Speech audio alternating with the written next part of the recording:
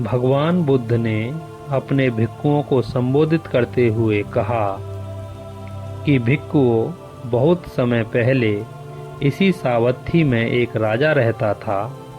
उस राजा ने किसी पुरुष को आमंत्रित किया, हे पुरुष, सुनो, सावत्थी में जितने भी जन्म से अंधे हैं सभी को एक जगह इकट्ठा करो। देव, बहुत अच्छा, यह कहकर वह पुरुष राजा को उत्तर देकर सावत्थी में जितने भी जन्म से अंधे थे सभी को इकट्ठा करके राजा के पास ले आया और बोला, देव, सावत्थी में जितने भी जन्म से अंधे हैं मैंने सभी को इकट्ठा कर दिया है।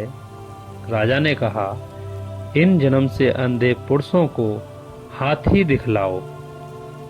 उसने कहा, देव, बहुत अच्छा। उस पुरुष ने राजा को उत्तर देकर जो जन्म से अंधे पुरुष थे उनको हाथी दिखलाया और कहा, टटोल कर देखो, यह हाथी है।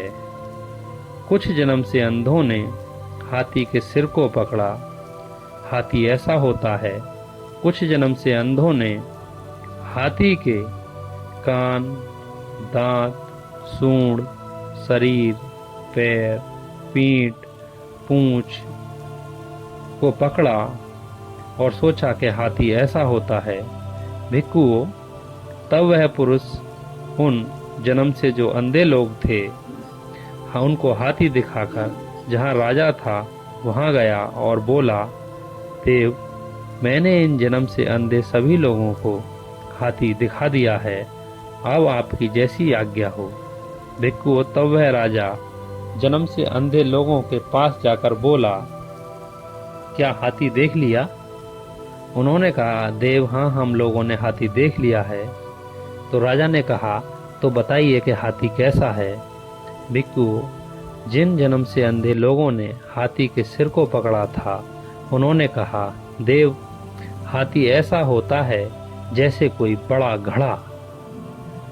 भिक्षुओं, जिन जन्म से अंधों ने हाथी के कान को पकड़कर देखा था उन्होंने कहा, देव, हाथी ऐसा होता है जैसे कि कोई सूप। भिक्षुओं, जो जन्म से अंधे लोग थे जिन्होंने हाथी के दांत को पकड़कर देखा था उन्होंने कहा कि देव, हाथी ऐसा होता है जैसे कि कोई खूंटा होता है। भिक्षुओं, जिन जन्म से अंधे लोगों ने हाथी के सूंड को पकड़ा था उन्होंने कहा, देव, हाथी ऐसा होता है जैसे कोई हथियार होता है। भिक्षुओं, जिन जन्म से अंधे लोगों ने उसके शरीर को पकड़कर देखा था उन्होंने कहा, देव, हाथी ऐसा होता है जैसे कोई बड़ी कोठी होती है। और भिक्षुओं, जिन जन्म से अंधे लोगों ने हाथी के पैर को पकड़कर देखा था उन्होंने कहा, देव, हाथी ऐसा होता है जैसे कि कोई पेड़ का जो ठुंट होता है ऐसा होता है।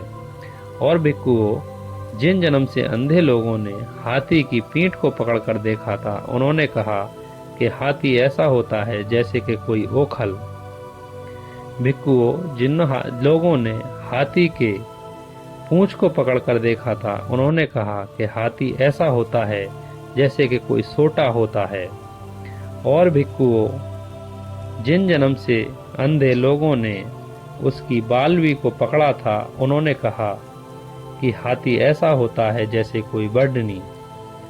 इस पर वे आपस में, जो जन्म से अंधे लोग थे, आपस में बुरी तरह से लड़ने भिड़ने लगे और मुक्का घूंसा चलाने लगे कि हाथी ऐसा नहीं वैसा होता है, हाथी वैसा नहीं ऐसा होता है। भिक्षुओं, इस दृश्य को देखकर राजा खूब हंसा और बुद्ध कहने लगे, भिक्षुओं, इसी तरह से ये कुछ साधु और परिव्राजक अंधे और बिना आंख वाले होते हैं जो आपस में लड़ते झगड़ते रहते हैं और एक दूसरे को मुख रूपी भाले से बींधते रहते हैं कि धम्म ऐसा नहीं है, धम्म वैसा नहीं है। इसे जान भगवान बुद्ध ने अपने मुंह के उदान से ये शब्द निकाले कि इमेषु किर सजंती एके समण ब्राह्मणा विगण्य न विवंतति जना एकदिशनो ती चतुंतम। कितने भी श्रमण और ब्राह्मण केवल धम्म के एक अंग को जानकर आपस में विवाद करते रहते हैं कि धम्म ऐसा नहीं वैसा होता है।